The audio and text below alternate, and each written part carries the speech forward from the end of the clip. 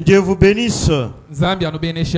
Maintenant, nous allons commencer c'est à quoi nous sommes venus ici. Et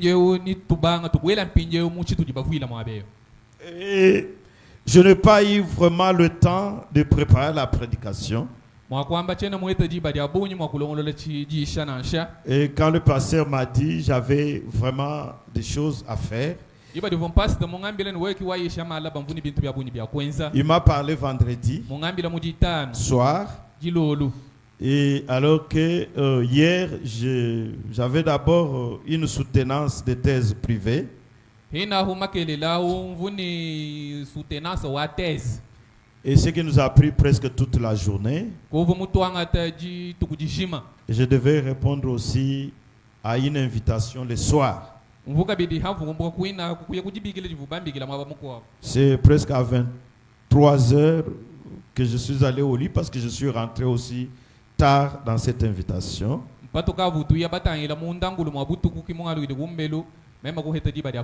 Et c'est quand je suis venu au bureau que Dieu m'a donné peut-être quelque chose.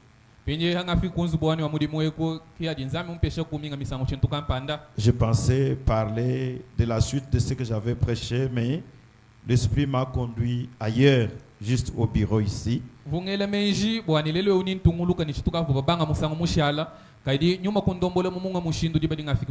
J'ai griffonné un peu des petites choses qu'on va parler. Peut-être que ça peut aider quelqu'un parmi nous ce matin. Mais je crois que ça va aussi m'aider. Et je ne voulais pas m'écarter de ce que le pasteur avait commencé parce qu'il va continuer avec ça. Nous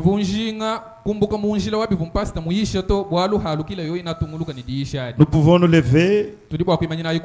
Nous allons prendre une portion de l'écriture en Nombre 26 à 33.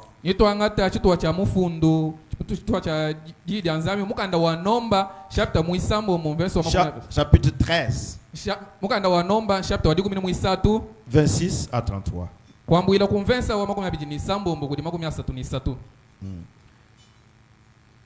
Avant cela, prions. Bien-aimé précieux Père Céleste, toi le Dieu merveilleux, le puissant conquérant,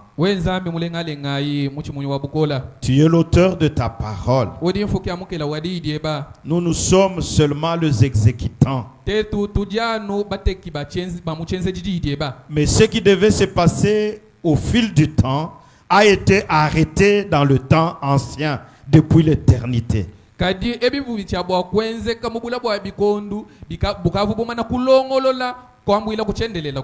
Et tu tiens ta parole, tu tiens ton programme, tu tiens ton dessein, Seigneur, et ton plan reste parfait. Et tu l'accomplis exactement comme tu l'avais conçu.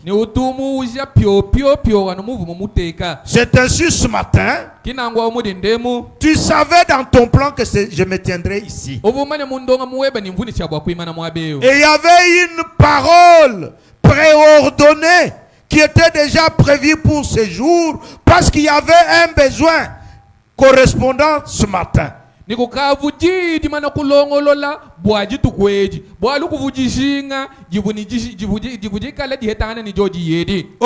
Père très saint, je suis un simple micro. Et même mon frère qui m'interprète, nous sommes des personnes inutiles, des serviteurs inutiles.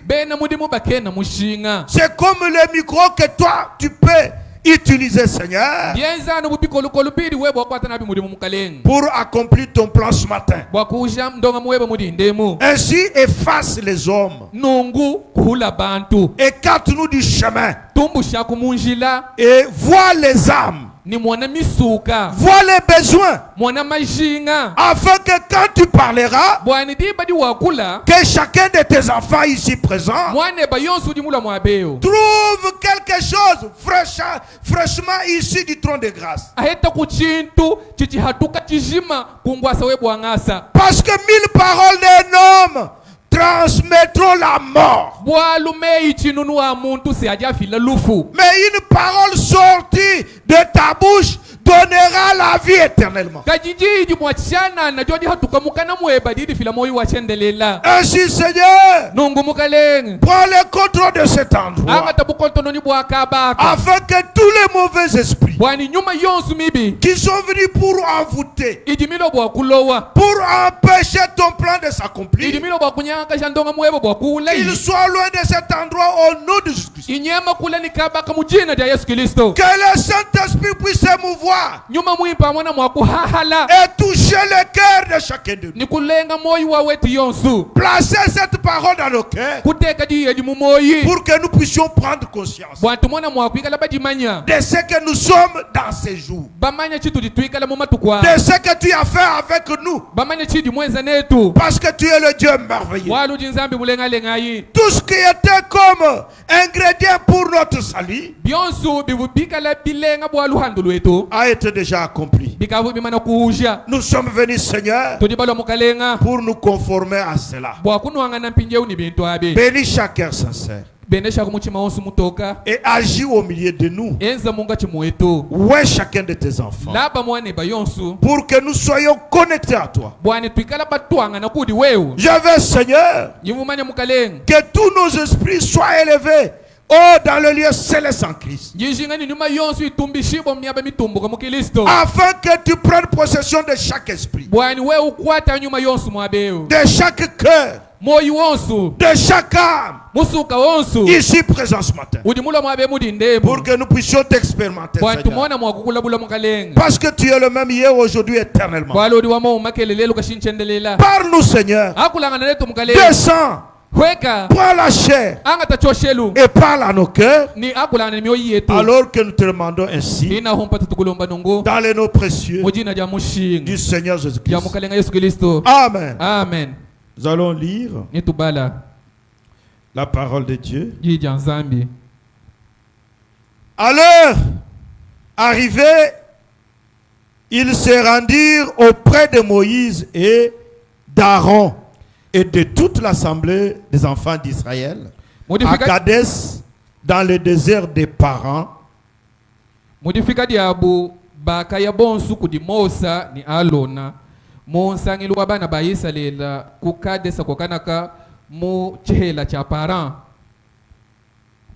Ils leur firent un rapport ainsi qu'à toute l'assemblée, et ils leur montrèrent les fruits du pays.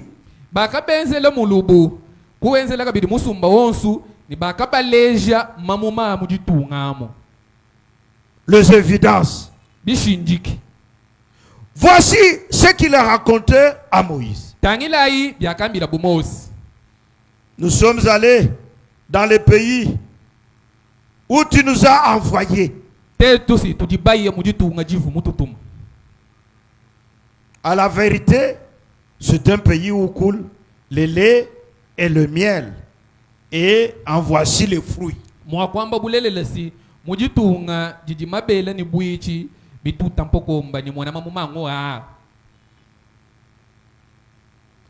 Mais le peuple qui habite ce pays est puissant. Les villes sont fortifiées, très grandes. Nous y avons vu des enfants d'Anak.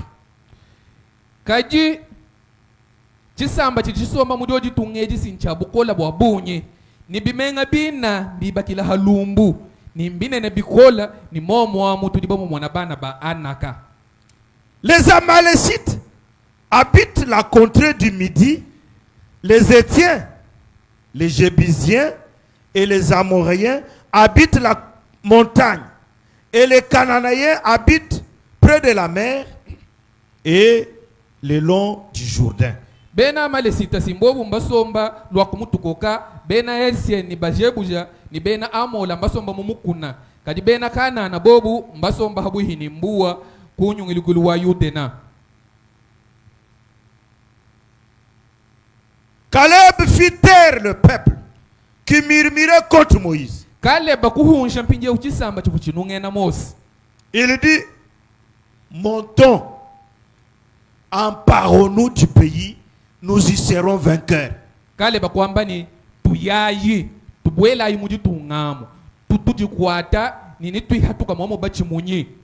Mais les hommes qui étaient allés avec lui dirent, nous ne pouvons pas monter contre ce peuple, car il est plus fort que nous.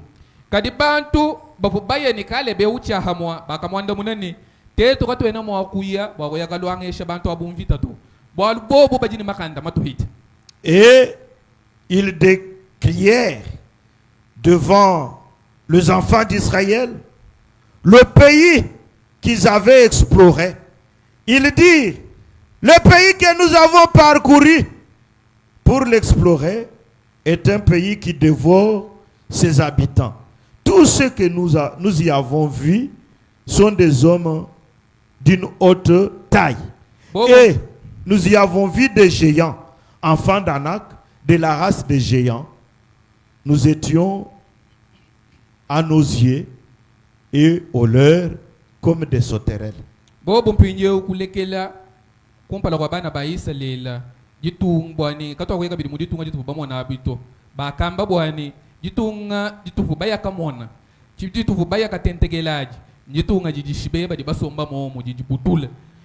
Puisse le Seigneur ajouter.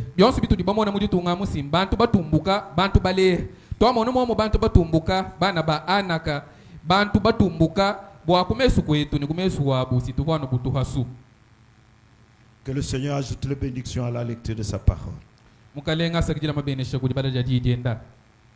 Et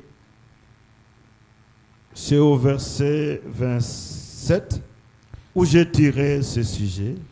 Que je vais parler ce matin.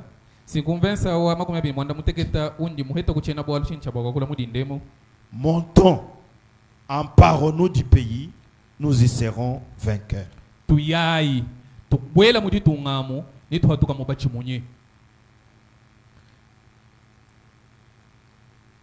Israël, le peuple de Dieu, était le type de l'église. Tout ce que Israël a vécu dans la chair, c'est ce que nous sommes en train de voir dans l'esprit. Parce que l'église fait presque le même parcours qu'Israël. Israël est sorti du monde de l'Égypte et pour aller entrer à Canaan. En passant par le désert. L'église aussi est sortie du monde pour entrer dans le royaume. Dans le royaume de Dieu. C'est la même chose. C'est ce que le prophète dit. Et Dieu avait fait une promesse. Abraham.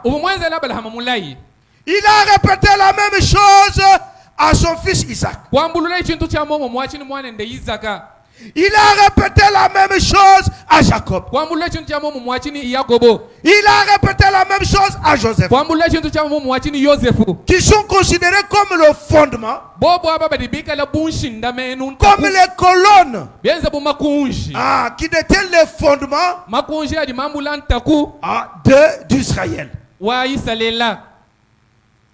Et il a répété ça.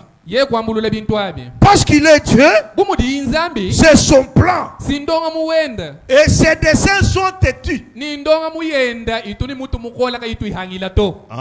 Même si tout le monde refuse cela, il trouvera toujours un témoin. Une personne qui s'accrochera et qui prouvera que ce que Dieu avait dit, c'est la vérité. Et Dieu a envoyé Moïse. Ils sont passés à travers la mer Rouge à pied sec. C'était physique. C'était physique. Ils étaient en train de toucher les murs de l'eau. Il dit, mais c'est de l'eau. Mais comment est-ce que ça ne descend pas? Et ils sont passés au pied sec. Et ils ont vu ce que Dieu avait fait aux Égyptiens. Pharaon avec ses chars. Ce n'est pas eux qui avaient combattu. Pendant cette période, l'Égypte était très fort. L'Égypte était considérée comme la première puissance mondiale, comme les États-Unis aujourd'hui.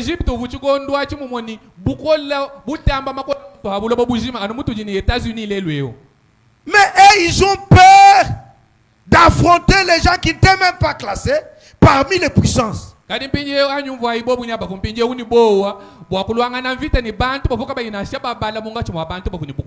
cause de l'appréciation par apparence. Ils ont eu peur. Alors que Dieu avait dit que vous posséderez le pays. Alors il y a eu 12 personnes qui ont été envoyées. Et quand ils sont rentrés, ils ont amené les évidences. Les fruits du pays. C'est ce qu'ils ont dit. Voici les fruits du pays. C'est un pays comme Dieu nous l'avait dit. Mais vous avez vu que ce que Dieu avait dit, c'est vrai. Mais il faut croire toute la parole. Il avait dit, je vous donne le pays où coule le lait et le miel. Et vous posséderez ce pays-là. Ce n'est pas eux qui devaient combattre. C'est Dieu qui combattait pour eux. Ils n'avaient pas de flèches ou de lances pour combattre l'armée de l'Égypte.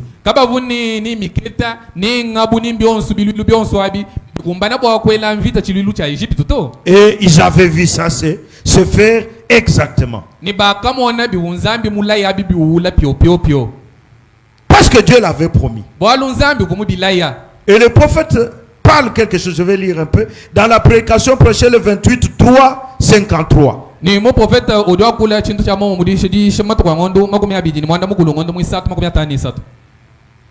Paragraphe 77. Il dit ce qu'ils avaient vécu là à Kadesh Barnea. Il dit c'est tout à fait l'église aujourd'hui. Dans notre voyage, je crois que nous avons voyagé jusqu'à ce que l'église se retrouve aujourd'hui à Kadesh Barnea.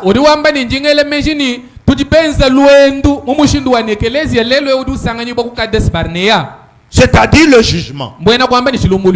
Parce que le jugement arrive quand la personne est en face du Saint-Esprit pour le recevoir.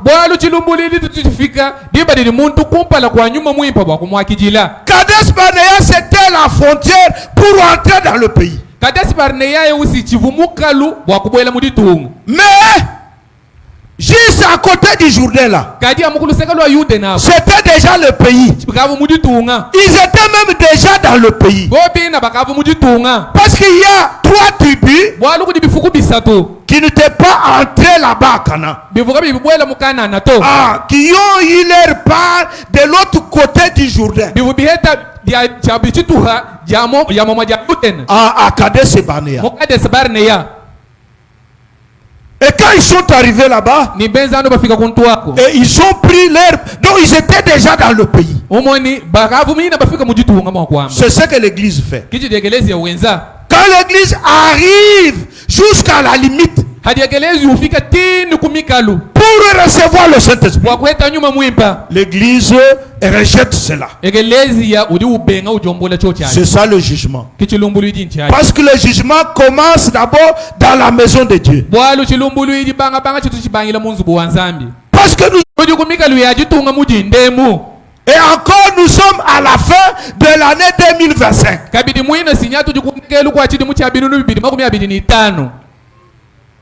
Et vous savez ce que le prophète a dit par rapport à l'âge dans lequel nous vivons. Il avait dit que ça sera un âge le plus court. Et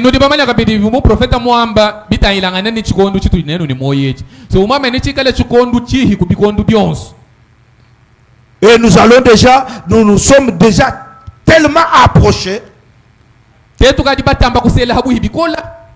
pour que tous les temps qui était prévu pour cet âge se termine. C'est-à-dire nous sommes dans la prolongation.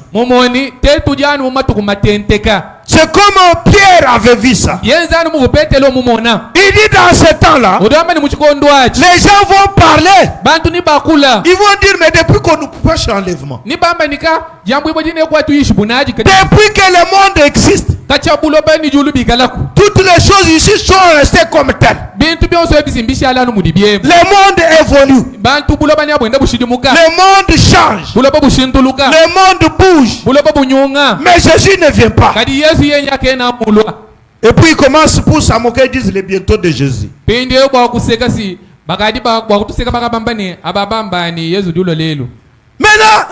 le Seigneur Jésus-Christ avait dit, quand il viendra, est-ce que trouvera-t-il la foi sur la terre? Et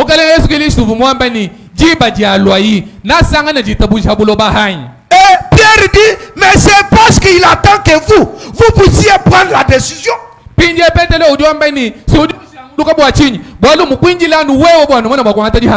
Parce que vous êtes membre de son corps. Mais vous n'avez pas encore discerné ça. C'est vous qui retardez l'enlèvement. Parce que s'il venait aujourd'hui, et avec votre vie là, vous pouvez tromper tout le monde sauf votre propre conscience. Mais est-ce que votre esprit peut convaincre que vous êtes un enfant de Dieu? Peut vous convaincre vous-même que vous êtes un enfant de Dieu? C'est vous qui retardez l'enlèvement. Ils sont arrivés jusqu'à la frontière. L'église est arrivée jusqu'à la frontière. Mais l'église ne veut pas recevoir le Saint-Esprit. L'église s'organise. Même dans le message, les gens se disputent pour les choses charnelles. Le pasteur se font la guerre pour les choses charnelles. Mais la vie des brebis, la vie de brebis, on a mis ça, relégué ça au second plan. Maintenant c'est l'argent, c'est ceci, c'est cela. Et Dieu ne manque pas de témoins. Heureusement moi, je voulais dire ça. Que Dieu soit loué. Vous voyez? Il dit, je crois sincèrement que pour que l'église puisse participer à l'enlèvement,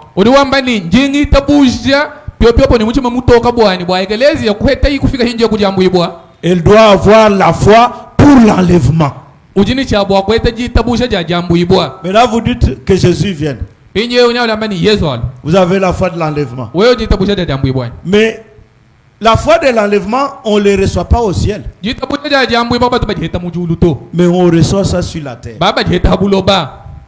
Je vous ai parlé ici en vous disant,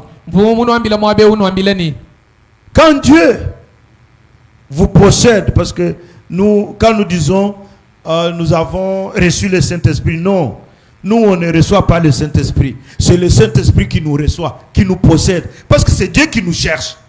C'est ce que le prophète dit.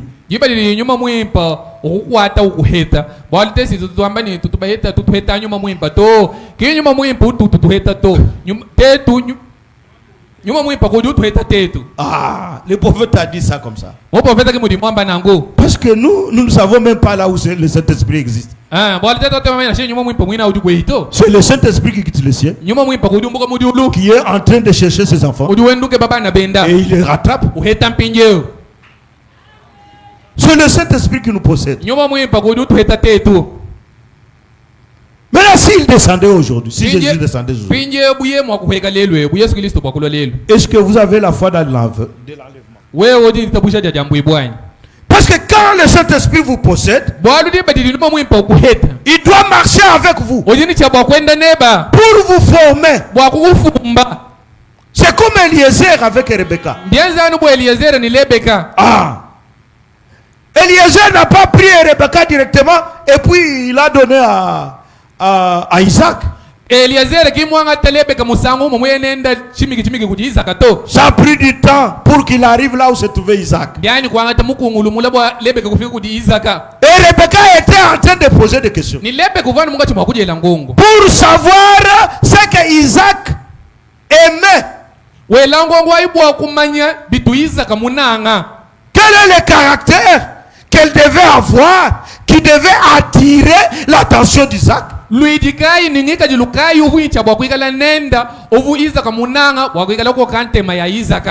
Eliezer était en train de lui dire, il aime ça, il aime ça, il n'aime pas ça, il aime ça. Et elle est en train d'être formée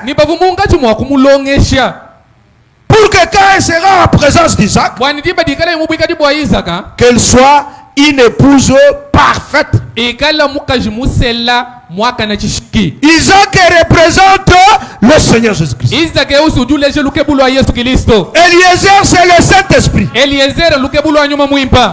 champs là où ils s'étaient rencontrés, c'est les airs. Mais la foi pour arriver là-bas a commencé chez les Rebecca. Quand on lui a posé la question, elle a dit, j'irai avec cet homme. Elle s'est séparée avec sa famille.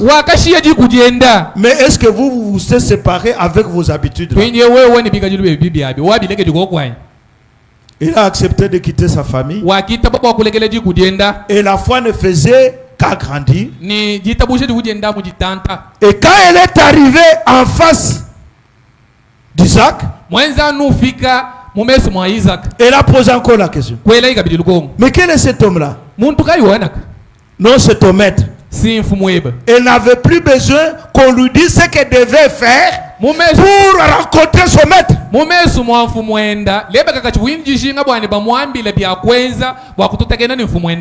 Non. Elle est descendue. Elle ne pouvait pas continuer avec sa puissance. Parce que l'animal dans la Bible représente une puissance. Elle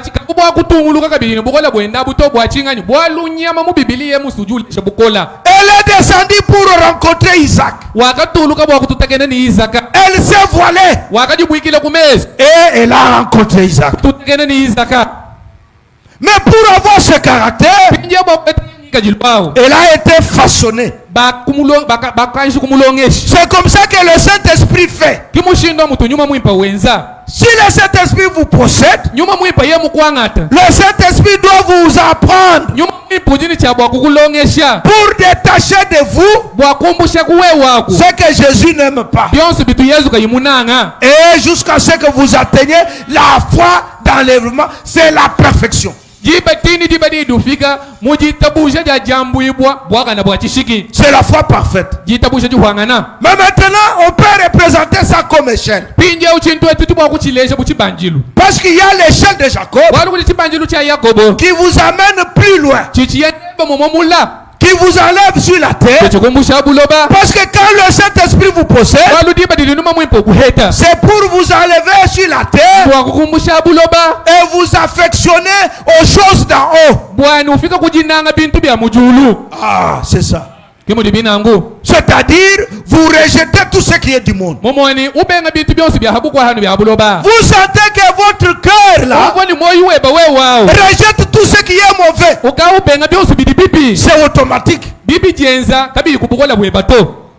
Vous ne pouvez plus envier. Parce que quand vous regardez ce que vous étiez envié auparavant, en train d'envier, vous trouvez que c'est sale. Voilà pourquoi la vraie repentance vient avec la possession du Saint-Esprit. Voilà pourquoi Jésus disait à Pierre, quand tu seras converti, affermis tes frères. Parce que Pierre n'était pas converti malgré tout ce qu'il faisait avec Jésus là. Même quand il a marché sur l'eau là, il n'était pas encore converti.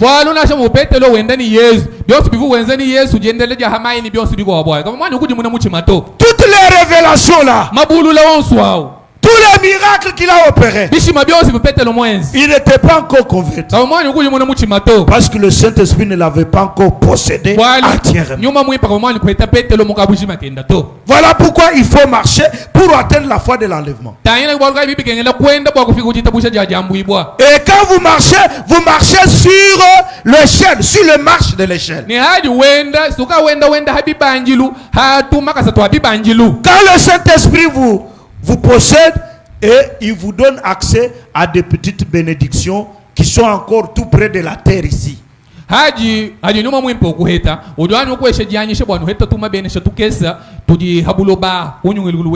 Mais toi tu reçois les petites bénédictions là, tu recules.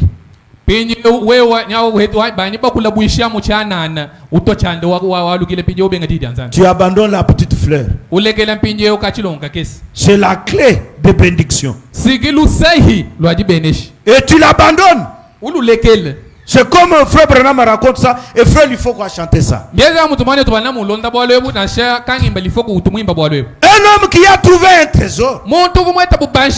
La petite fleur. Et cette petite fleur pouvait ouvrir partout. Parce que c'est la clé passe partout. La clé qui mène à la bénédiction. Et il est parti dans les montagnes là où il y avait de l'or. Et quand il est arrivé avec la petite fleur, les portes se sont ouvertes. Il est entré. Il a pris le diamant. Il a pris de l'or. Il a pris tout ce qu'il y avait comme richesse. Mais là il dit, et quand il était en train de prendre, il a placé d'abord la petite fleur là-bas. Il dit, mais moi je suis déjà à l'intérieur. Il reste d'abord ici. Il prend et il dépose là-bas. Il dit, qu'est-ce que j'ai oublié encore? Ah, j'ajoute. Et il a amassé tout. Il est sorti.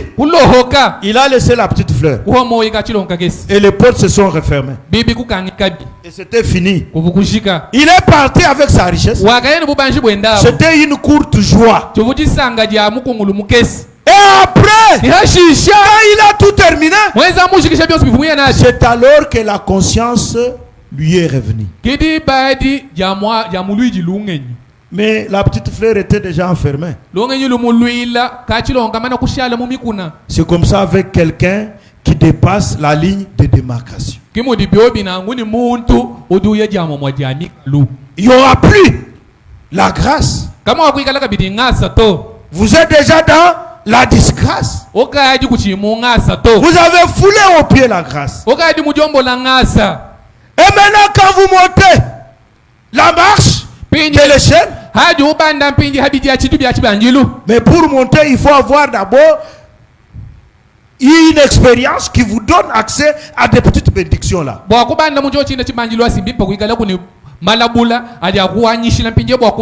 Mais vous avez maintenant accès à des bénédictions suivantes.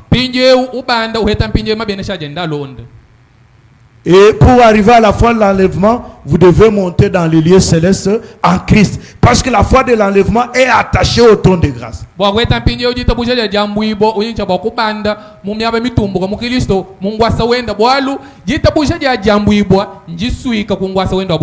Et vous pouvez expérimenter ça. Ah, sur la terre. Parce que la foi de l'enlèvement, on l'a sur la terre. C'est ça le vainqueur. Un vainqueur, c'est une personne qui va jusque dans les sphères, qui dépasse les cosmos et qui accède à cette foi-là dans l'enlèvement. La foi parfaite, il ne peut pas reculer. Mais il doit connaître une chose, ce n'est pas lui le vainqueur. Ah, c'est merveilleux. Voyez la foi de l'enlèvement. Nous ne pouvons pas même pas avoir la foi pour la guérison divine.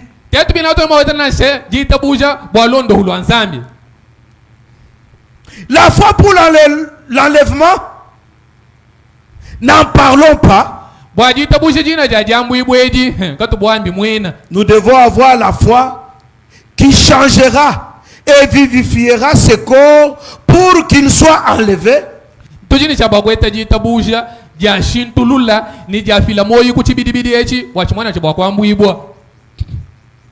Nous devons avoir cette foi-là tout en étant sur la terre. Je crois qu'il y a une église en route ce soir. Moi je crois qu'il y a une église en route ce matin au Salem Tabernacle. Une puissance du Dieu vivant, telle que les hommes prononceront la parole ici et là, et cela jaillira comme des éclairs. Et une église monte, pas était l'ancien, c'est que le nouveau, d'une façon encore plus amplifiée.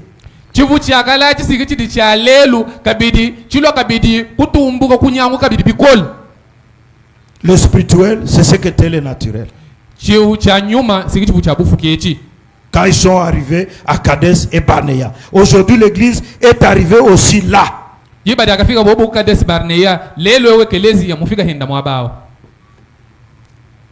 Dieu les a envoyés. Il a envoyé Moïse. Et Moïse les a envoyés. Allez là-bas pour reconnaître le terrain. Et revenez nous dire si c'est un bon ou un mauvais pays. Ou si nous pouvons le prendre, ou bien ceci, cela. Vous passez de l'autre côté et allez vous enquérir de ce qu'il en est. Mais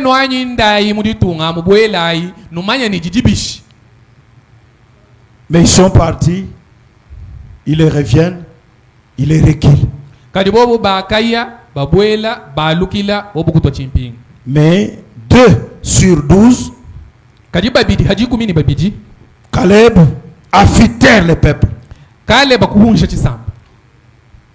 Il a dit, montons, emparons-nous du pays. Nous y serons vainqueurs. Salem Tabernacle, levez-vous, allons, emparons-nous du pays et nous y serons vainqueurs. Vous êtes capable de vaincre ce qui vous empêche d'avoir le Saint-Esprit. Vous êtes capable.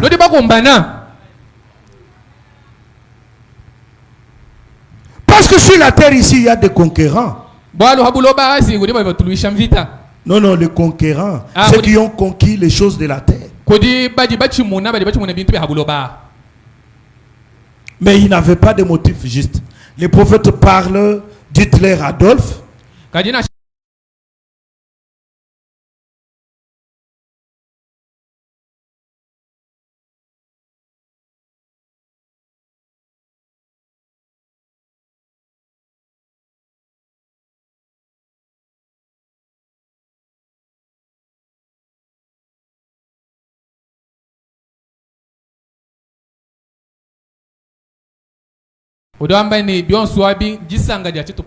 Ah, ces gens-là meurent brutalement. Parce que tout se paie ici-bas. Ils n'ont pas de pensée juste. Mais il parle de Constantin, qui était parti pour combattre. Maintenant, il était inquiet. C'était l'empereur italien. Il avait peur, il s'inquiétait. Il disait, est-ce que je peux gagner ou pas?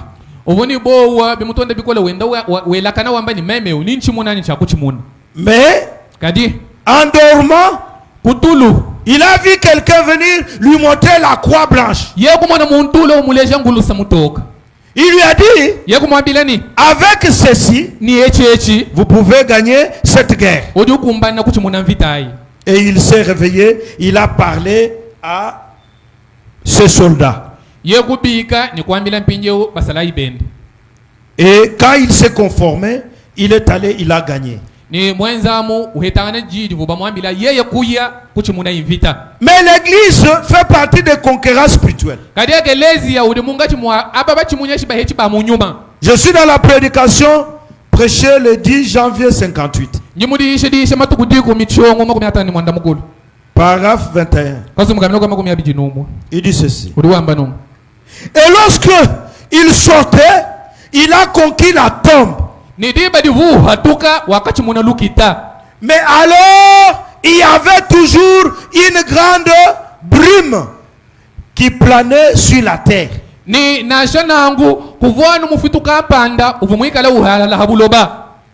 Brume, c'est comme une poussière là, n'est-ce pas? Qui peuvent empêcher les gens de voir à une longue distance. Ça peut être brume, par exemple, dit à la neige, ainsi de suite. Il y avait la brume sur la terre qui planait. Et il devait conquérir cette brume de péché. Mais là, il y a cette brume de péché là qui empêche les gens de voir la lumière. Parce que quand il y a la brume, vous devez allumer les phares du véhicule pour avancer. Et vous ne pouvez voir qu'à peut-être à peine 5-10 mètres. Et la brume du péché empêche les chrétiens de voir la lumière. Mais la brume du péché dégageait une puanteur des péchés de gens. Parce que le péché sent mauvais. Mais pour sentir l'odeur du péché, il faut avoir le Saint-Esprit. C'est le Saint-Esprit qui a les narines pour vous faire sentir l'odeur du péché. C'est une puanteur. Et avec son propre sang, son habit teint de sang, il a conquis l'atmosphère céleste. Et le prophète dit béni soit son nom. C'est-à-dire que sur la terre, pour les choses de la terre, nous avons plusieurs conquérants. Mais pour les choses spirituelles, il n'y a qu'un seul conquérant. Il a conquis pour tout le monde. Ah, j'aime ça. Et le prophète dit, quand il a conquis ça, nous quand nous sommes en train de combattre, il n'y a plus rien à vaincre. Parce que lui a tout vaincu. Il a dissipé les brouillards. Les brouillards de l'enfer, de part et d'autre, jusqu'à faire une percée dans les cieux, tel que les enfants perdus d'Adam pouvaient prier jusqu'à vaincre.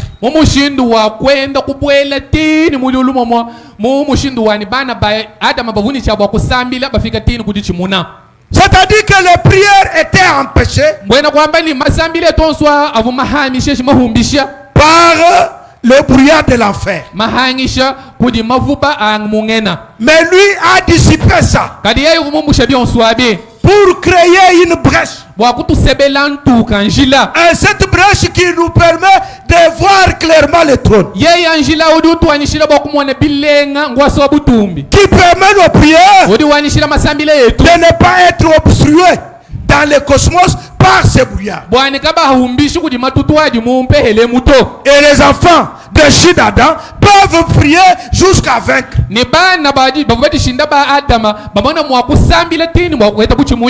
a conquis les atmosphères. Il a conquis les péchés. Il a conquis la mort. Il a conquis l'enfer. Et il est ressuscité triomphalement. Pourquoi? Parce que la mort était le dernier verrou. Et les gens craignaient la mort. Alors il fallait que lui-même vienne passer le chemin pour qu'il puisse conquérir, afin que nous puissions avoir le chemin dégagé.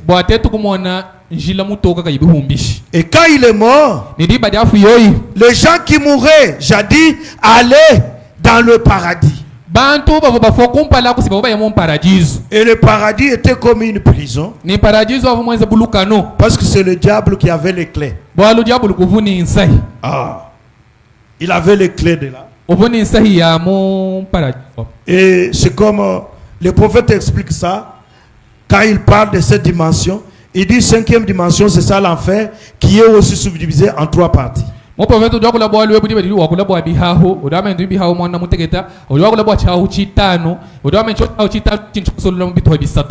Où vous avez la zone de perdu, la zone où se trouvent les démons, et là où il y a l'enfer. Ça c'est maintenant là. Mais auparavant, même le paradis était là-bas. Mais quand Jésus est mort, il a ravi les clés au diable de paradis. Et il est venu ouvrir pour sortir tous les chrétiens qui mouraient, qui étaient en prison là-bas. Et quand il est ressuscité, en montant au ciel, tous ces morts en Christ étaient derrière lui, en train de chanter. Portes éternelles, élevez-vous, que le roi de gloire fasse son entrée. Oh, mais les anges étaient là. Ils disent, c'est pas vrai. Il n'y a qu'un seul roi de gloire. Et nous sommes là en train de l'adorer. Saint, Saint, Saint, et l'éternel des armées. Saint, Saint, et l'éternel des armées. Parce que les anges l'adorent sans les voir. Ce sont eux qui étaient les verrous pour entrer. Et maintenant les saints disaient, portes éternelles, élevez-vous le dos, que le roi de gloire fasse son entrée. Et puis les anges ont dit, mais qui est ce roi de gloire? Quand est-ce qu'il est sorti? Parce que pour que le Dieu tout-puissant se déplace, il y a le séraphin qui sont les moyens de transport pour Dieu. Les 4 êtres vivants. Dieu monte sur les 4 êtres vivants. Et les 4 êtres vivants ont des roues. Ils peuvent s'élever. Ils peuvent aller à gauche ou à droite. Et Dieu est assis là-bas. Mais quand il est sorti pour venir conquérir pour ses enfants, il n'a pas dit aux anges que je vais, il n'a pas dit aux quatre êtres vivants, accompagnez-moi. Noé était là attendant qu'il va monter. Alors que lui était déjà sur la terre. Il était né sur la terre. À cause de son amour pour nous. Parce qu'il te voyait, il me voyait aussi. Il est venu pour conquérir. Et quand il entrait, on a crié. Elle avait volonté que le roi de gloire fasse son entrée. Et ils ont posé encore la question. Mais qui est ce roi de gloire? Et les sons ont dit, c'est l'Éternel des armées, les puissants conquérants. Ah. Il était sorti. Il était descendu sur la terre. Et maintenant il a vaincu. Il veut entrer dans sa demeure.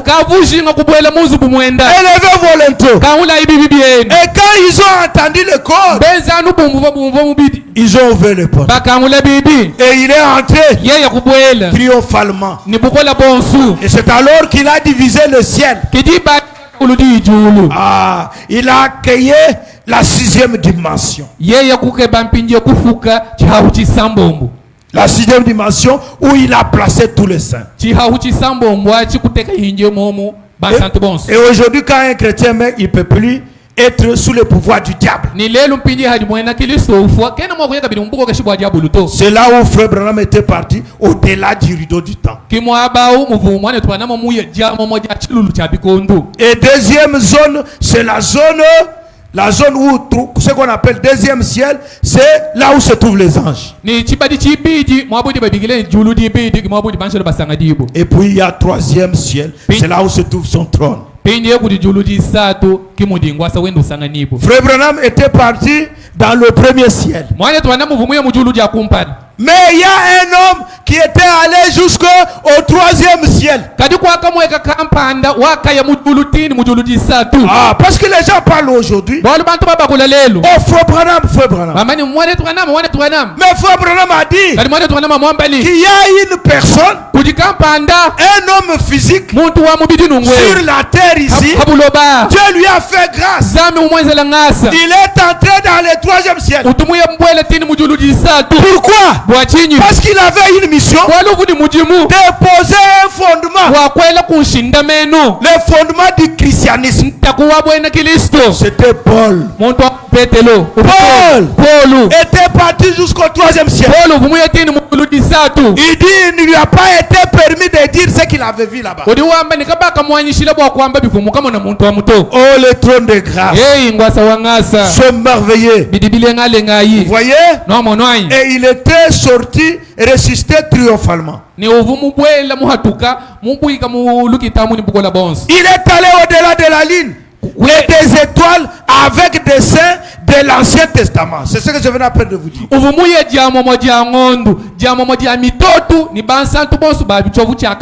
Quel défilé de victoire! Ça a dû être avec le véritable conquérant. Peu après, ils ont vu cette glorieuse cité. Abraham dit à Sarah, viens ici chérie. Et elle rejoint Isaac et suit. Isaac prend Jacob. Jacob prend Joseph. Et il a dit, voilà la ville que papa avait vue. Dont Dieu est l'architecte. Et le constructeur. Du côté du rideau de temps. Il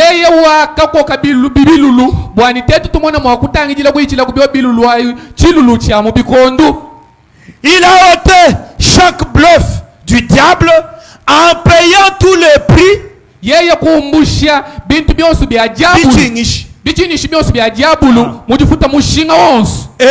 ce soir, moi je dis ce matin, il est le conquérant. ni jilo lwede mema ngamba mudindemu yeye gimuchimunyi. Et la Bible dit que nous sommes plus que vainqueurs par celui qui nous a aimés. Ni Biblia udoma ni teto batamba bochimunyi kuichila kudiye udi mutunanga mwabutu di baba leo. Ainsi, les chrétiens qui sont ici ce matin ont la situation sous contrôle. Nous avons vaincu le péché. Nous avons vaincu la mort. Nous avons vaincu les séjours de mort. Nous avons vaincu la tort. Nous avons vaincu le maladie. Parce que Jésus est pour nous les puissants conquérants. Cette parole, c'est la grâce. Cette parole, c'est la grâce. C'est-à-dire que nous sommes devenus conquérants par sa grâce. Cette parole a été écrite pour servir de grâce. De savoir qu'il est un puissant conquérant. C'est la grâce pour chacun de vous. Si vous les recevez comme grâce, alors ça devient la grâce pour vous. Il y a quelque temps, un homme allait être fusillé. Il a commis un crime militaire. Et il avait été condamné à mort. Alors un bon ami à lui est allé voir Abraham Lincoln, qui était alors président des États-Unis d'Amérique. Et il a imploré miséricorde pour son ami. Et maintenant, Abraham Lincoln a pris un bout de papier. Et il a écrit son nom, il a dit, il est acquitté et il a signé.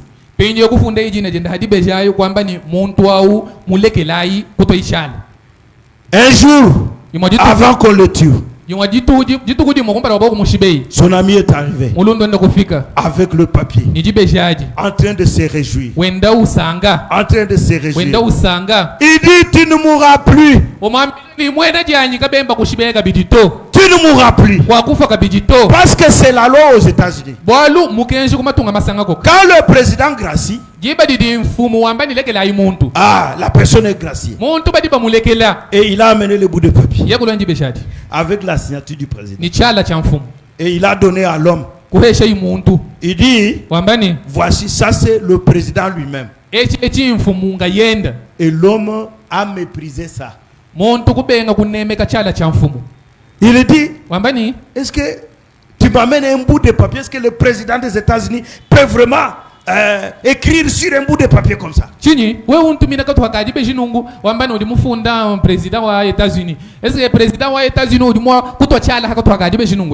Et puis l'homme a jeté ça. Son ami l'a exhorté. Il a refusé. Et quand il a refusé, on l'a sorti. Quand le temps est arrivé, on l'a sorti et puis on l'a tué. Et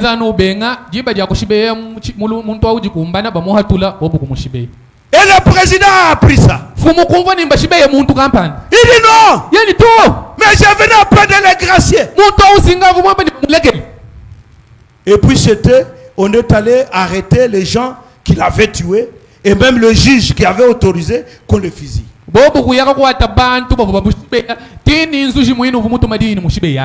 Et puis ils ont dit, nous n'avons jamais vu cette grâce-là. Nous n'avons jamais reçu votre signature, président.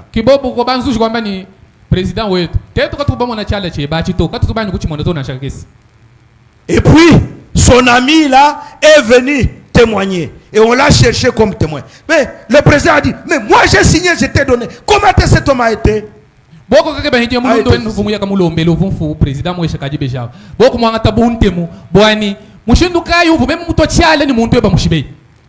J'avais déjà pardonné. Il dit non, président. Ces gens qui sont arrêtés sont innocents. Je suis allé avec votre signature. Je lui ai donné, il a méprisé ça. Il a rejeté ça. C'est comme ça qu'on a volé et on a voté une autre loi. La grâce du président est grâce. Lorsqu'elle est acceptée par les concernés comme grâce.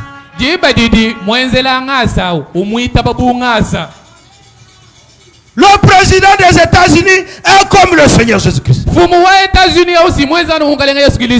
Il a signé. Il a conquis toutes les choses pour vous. Il a envoyé ses serviteurs. Nous sommes en train de vous le dire. Nous vous parlons ça. Que vous avez été graciés. Le puissant conquérant a acquis tout ce dont vous avez besoin.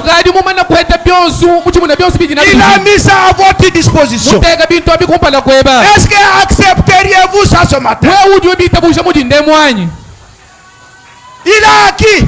Maintenant, vous vous regardez à la personne. Est-ce que celle-ci peut prêcher vraiment? Qu'est-ce qu'il est en train de nous dire? Est-ce que lui-même croit à ça? Ces jours-là, on va me poser la question. Je dirais, Seigneur, ces jours-là, j'avais lu ça. J'ai donné même un exemple. Que ton prophète ici, William Branham, avait donné pour le président des États-Unis. Pour devenir conquérant au travers lui, il faut accepter seulement sa grâce.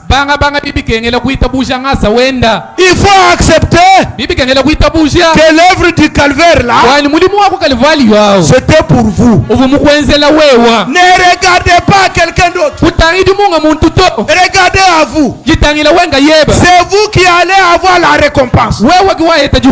C'est vous qui allez être vainqueur. Maintenant recevez ça pour vous. Ne regardez pas à côté pour voir si celui-ci croit. Non, la parole t'est destinée à toi. Parce que tous les démons ont été vaincus. Les tentations ont été vaincues. La prostitution a été vaincue. L'idolâtrie a été vaincue. Le commérage a été vaincu. Le vol a été vaincu. Les injures ont été vaincus. Les critiques ont été vaincus. La tricherie a été vaincue. Toutes ces choses-là, le puissant conquérant les a vaincus là au calvaire. Et il a fait de vous vainqueurs pour que vous puissiez avoir le prix à la fin. Il n'y a plus rien à vaincre. Et même la tombe a été vaincue. Il n'a rien laissé qui n'ait été vaincu. Dans la même prédication là, je veux prendre rapidement le paragraphe 59. Il dit ceci. N'êtes-vous pas errés ce matin de savoir que tel que nous tenons maintenant, nous sommes plus que vainqueurs, plus que vainqueurs. Oh, il n'y a pas de quoi combattre. Le combat est terminé. Le coup de sifflet a retenti. Le drapeau a été hissé. Et au milieu de chaque amoncellement de péchés, au milieu de chaque chambre de malade,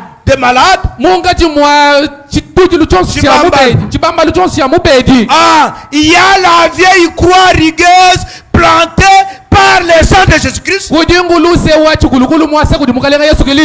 vainqueur. La seule chose que nous faisons, c'est croire, c'est regarder et vivre. Agir en conséquence. Dire que c'est pour moi. Il a vaincu pour moi. Je serai avec vous.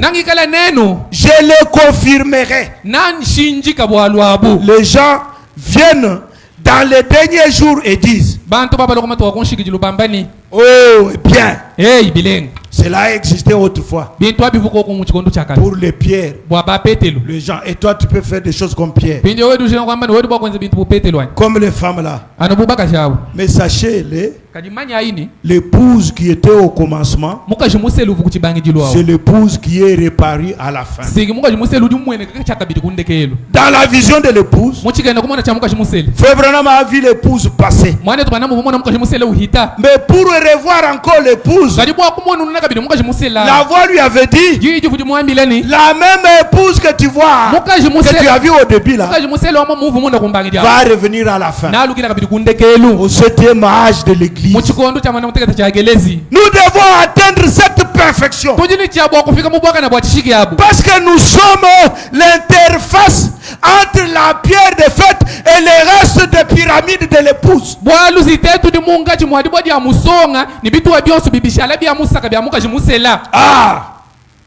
C'est l'église de la Odyssée qui est l'intérieur. Quand on dessine les pyramides, vous verrez que tous les âges sont déjà passés, mais c'est la Odyssée qui est en face de la pierre de fête.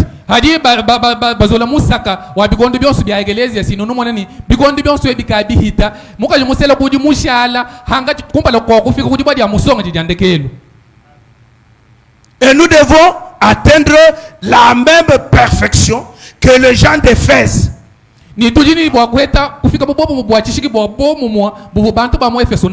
Pour que l'enlèvement ait lieu. Voyez, les gens disent, oh bien, cela existait autrefois. Il dit, mais je serai avec vous. Et les choses même que j'ai faites ici sur terre, je serai en vous, faisant les mêmes choses. Alors vous saurez. Ils me verront, mon peuple me verra. La semence d'Abraham me verra. Ils me connaîtront. Ils me reconnaîtront. Ah, quand ils vont voir, parce que Dieu change la forme. S'ils voient même un petit bout de papier, là où il y a la signature de Dieu, ils vont reconnaître cela. Parce que Dieu se cache et se révèle dans la simplicité. C'est ce que Abraham Lincoln avait utilisé. Les autres m'appelleront Belzébul. Exactement comme l'avait fait ces d'autres fois. Parce que les esprits ne meurent pas. Mais vous me connaîtrez car je serai avec vous. Vous me verrez. Vous verrez de vos yeux.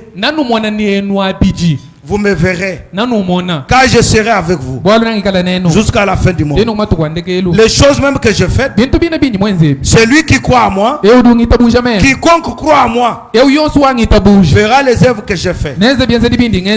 Vous voyez, il n'y a plus de choses à combattre. Dans la prédication, prêchez le 8, 11, 59. Paragraphe 70. Il dit ceci. Il était la semence royale. Personne d'autre que lui ne pouvait s'emparer de ses portes.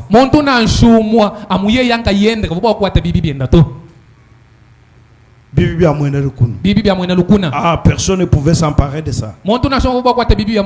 Seulement lui seul. Tous ces gens d'autrefois étaient des ombres de Savni. Mais lorsqu'il vint, cela a mis complètement fin au combat. Le combat prit fin à Gethsemane et au Calvaire.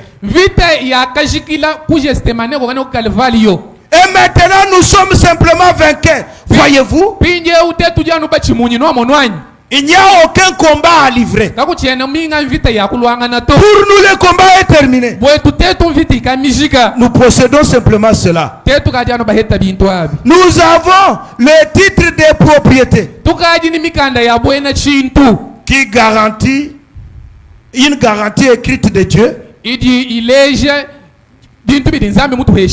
Notre Père qui leva sa main et dit, je le jure par moi-même,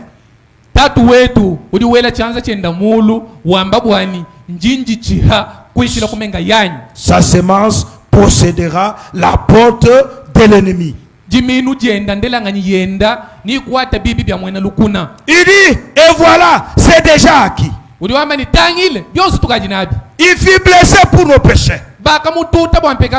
C'est par ces maîtrisures que nous avons été guéris. C'est déjà accompli. C'est une œuvre achevée. Nous possédons cela. Et vous ferez aussi les œuvres que j'ai faites. Ce que nous devons faire, c'est d'accepter cela. Parce qu'il a tout conquis. Mais nous avons peur de posséder. Il ne faut pas avoir peur. Parce qu'il a déjà fait de nous des vainqueurs. Si vous entrez en lui, vous devenez vainqueur.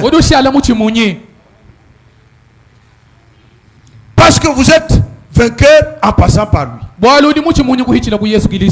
Pour être vainqueur, il faut entrer dans le royaume. Vous l'incrédule, ne voulez-vous pas le croire ce matin, que vous êtes vainqueur, que tout a déjà été fait, et que vous devez le croire tout simplement, et abandonner vos habitudes, parce que ces habitudes ont été conquises pour vous. La tentation a été conquise. Toutes les choses qui vous enveloppent facilement là, le péché qui vous enveloppe facilement, alors ce péché là a été vaincu. Mais pour cela, Dieu vous éprouve pour voir si vous croyez. Parce qu'un vainqueur, c'est une personne qui a été éprouvée et qui a vaincu l'épreuve. Il y en a qui ont vaincu le feu. Il y en a qui ont vaincu la fosse au lion. Et les autres ont vaincu Goliath. Parce que David, lui, ce n'est pas seulement David qui avait tué un homme de la taille de Goliath. Il y a aussi d'autres parmi les membres de son armée. Dans son conseil secret, conseil secret de David, il avait les groupes de militaires selon leur catégorie. Il avait un groupe de 3 premiers et puis de 3 deuxièmes et puis de 30 et ainsi de suite. Et les 3 premiers là, il y a un qui a étendu son épée sur, je crois, 800 personnes. Il les a tués en un seul coup.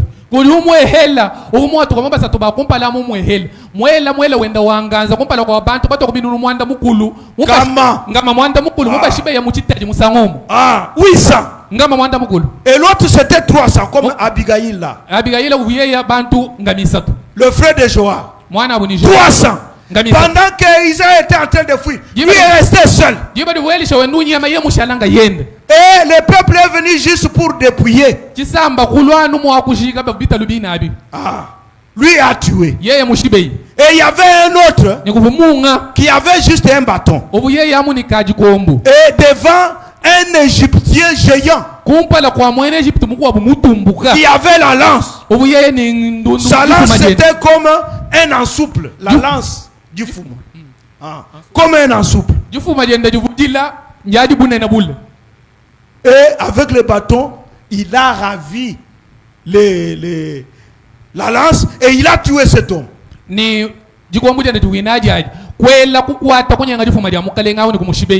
Et l'autre a tué aussi le frère de Goliath. Et les gens ont vaincu. Nous au moins nous avons des exemples. Mais nous devons aussi vaincre. Parce que un vainqueur doit être éprouvé.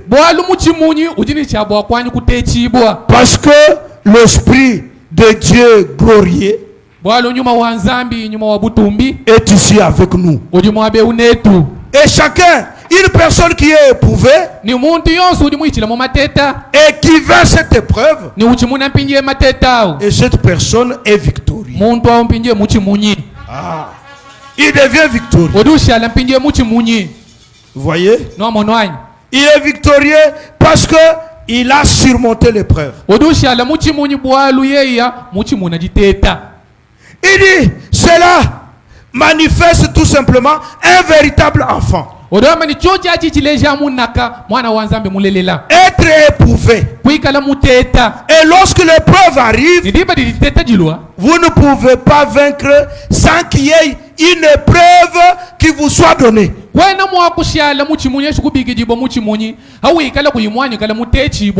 C'est là où je vais terminer. Et l'épreuve, Dieu vous éprouve à la hauteur de votre foi. Et Dieu utilise comme épreuve la chose que vous avez aimé plus quand vous étiez dans le monde.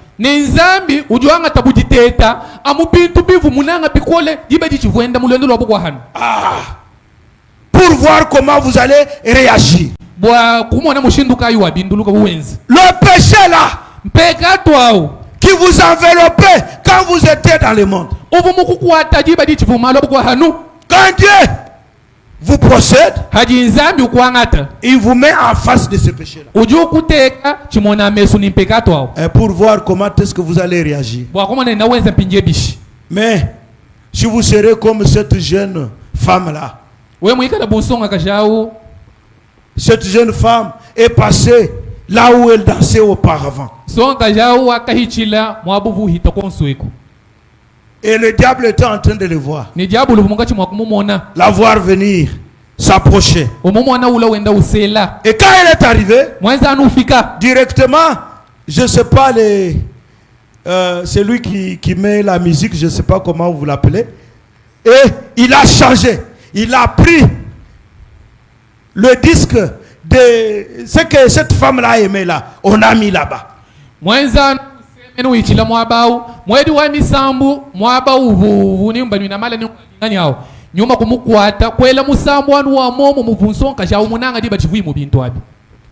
quand elle a suivi ça, elle était un peu à distance. Elle dit, ça c'est... Elle commence à se faire, à réfléchir, penser ce qu'elle faisait.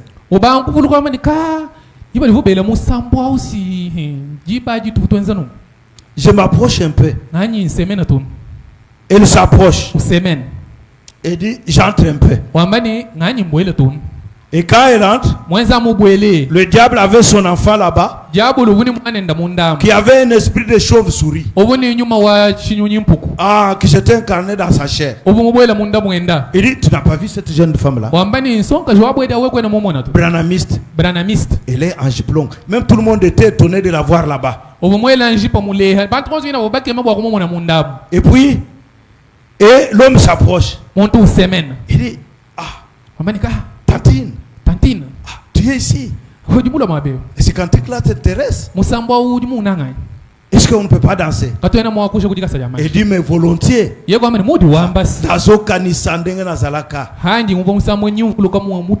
Et puis elle commence à danser. Et puis après vous connaissez la suite. Et quand elle s'est réveillée, elle a commencé à pleurer.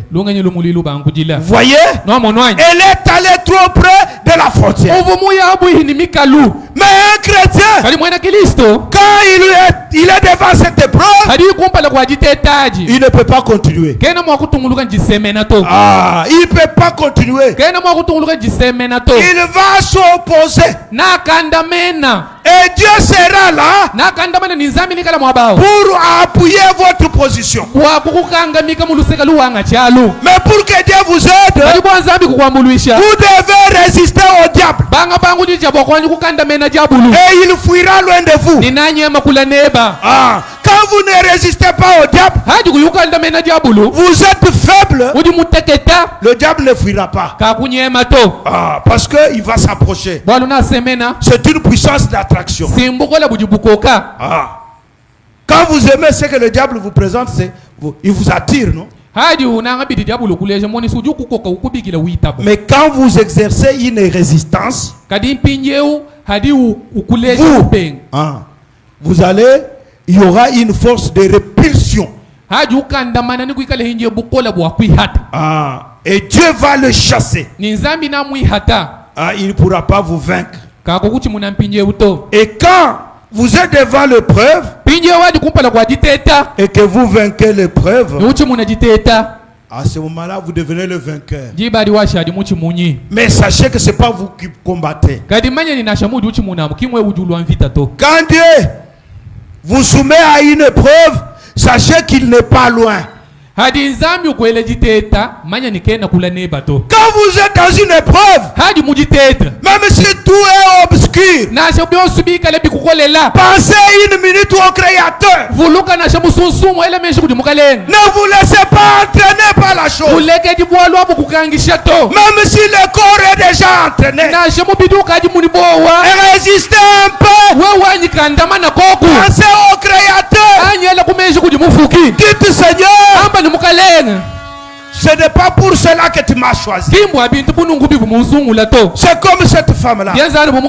C'était chez nous là-bas, à Barou Tabernacle. Il y avait un frère qui était vraiment coureur de jupons. Et il a aimé une fille qui priait dans les églises des réveils. Une prostituée aussi.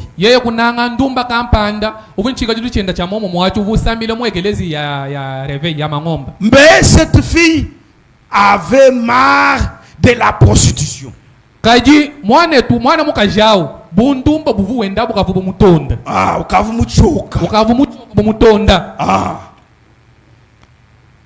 il ne voulait plus ça.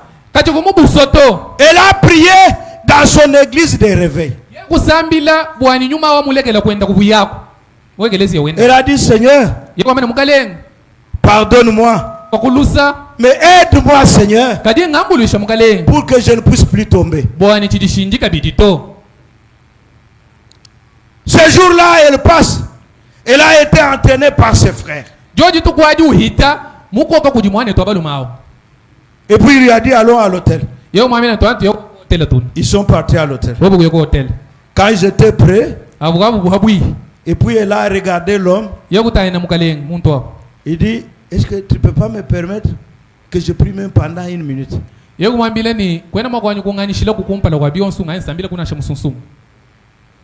Elle s'est mise à genoux dans son état où elle était déjà là. Elle a dit, Seigneur, oh Seigneur Jésus, je t'avais demandé de m'aider pour que je ne puisse plus tomber. Tu me laisses Seigneur, je tombe encore. Oh Seigneur, Amen. Amen. L'homme dit, tu as dit quoi? Toi, tu pries où? Oh, dans telle église de réveil. Il dit, ma soeur, pardonne-moi. Pour tes habits. Il a commencé à pleurer. Il est sorti. Il a couru. Il est allé voir le pasteur Barouti. Il dit, mais moi j'ai prié à Rigini. Je suis le croyant de pasteur Barouti. Toi, tu es dans le réveil. Tu fais ça. Et moi, je crois, oh Seigneur, je suis mort. Il est parti. Mais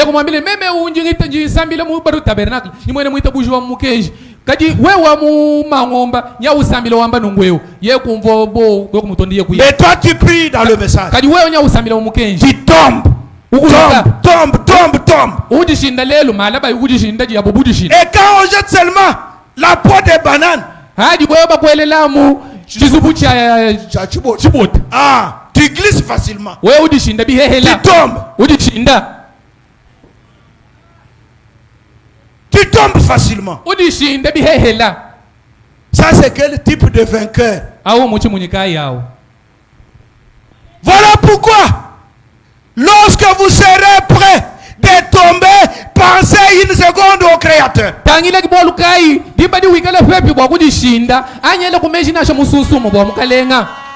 Pensez une seule seconde au Créateur.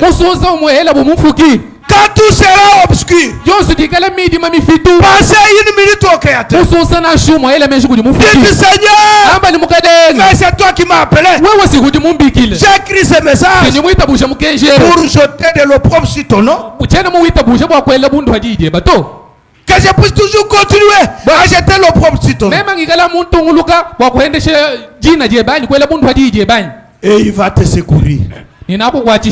Parce que quand tu penses à lui, c'est tout ce qu'il veut. Quand ce garçon-là, cette fille-là viendra, passez au Créateur. Chaque fois que tu seras en face des difficultés, passez au Créateur. Allons. Emparons-nous du pays. Nous y serons vainqueurs. Pensez au Créateur. Parce que Caleb avait pensé au Créateur. Quand Caleb disait là, il ne disait pas parce qu'il était fort. Quand Josué disait, il ne disait pas parce qu'il était fort, mais il était ancré sur la parole. Il a dit notre Dieu ne ment jamais. Si le pays coule le lait et le miel, si la première partie du message est correcte, et la deuxième partie de sa promesse est aussi correcte, nous allons posséder ce pays. Et ils l'ont fait. Et Dieu les a bénis. Et Caleb est tenté dans le pays. Dieu lui a donné là où les pieds avaient piétiné lors de l'exploration. Vous aussi, possédez votre portion. Possédez votre portion. Parce que Dieu l'a promis. Levez-vous. On va entonner un cantique.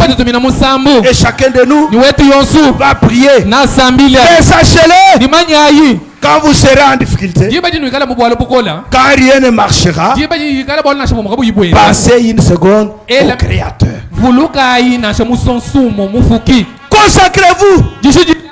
Priez. Dites un mot avec un cœur tourné vers Dieu. Parce que vous n'êtes pas vainqueur par vous-même. Vous êtes vainqueur par lui. Nous sommes vainqueurs par lui. Celui qui a vaincu. Pour vaincre, nous devons entrer en lui. Et entrer le cantique. Et chacun de nous va prier. Pensez une minute au Créateur. Qui peut concevoir même un cantique avec